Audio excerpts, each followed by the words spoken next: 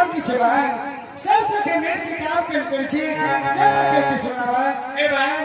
और तो अपना चार पांच सदी के सबसे बड़ बात तू के सुनावे सकी हम तो कह के सुने रे कर तू के खाने रहे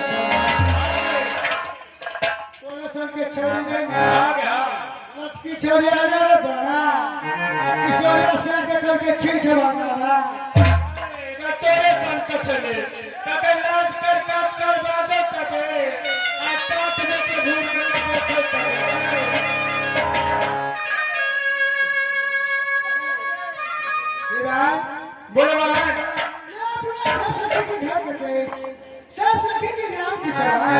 सब सखी मिल के काम कर सत्य के सुनावा हे भाई ये सब चलते तोरा मन जीवन ये कहां गए के नाम ये कहां जा हमरे सब के कथा के नवान काय भाई ईरान अपना सब के घर कहां तो इंद्रासन अवश्य भाई भगवान की चरण कमल में सेवा के लिए बारे बरस भाई कोई फल नहीं मिले भाई हमारे विचार है खुदरा में जीवन हो जाए आगे विश्वकर्मा बाबा बैठे हुए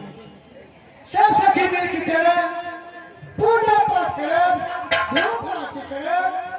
या बाबा से वरदान मांगो से अवश्य भाई ये तेरा मंदिर से चार बहन के मंदिर में अरे ई छोरी से पूछे पता भेटे जब रुद्रा में ना कैसे बतुहे का एक दिन भगवान अगर खेबे रे करे छे अच्छा असोग पहुंच गेलो सामने मिले छे ना तो कच्चे बात में छे मिले बाबू चल छवि के चाहे न तो करे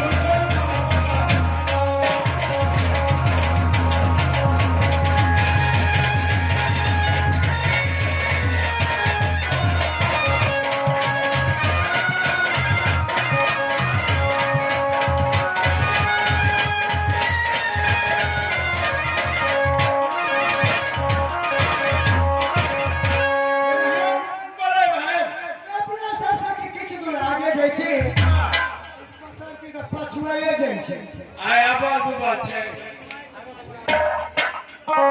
पेट पतला ने रहे छे पेट में किछु रहे छे चूड़ा भुजा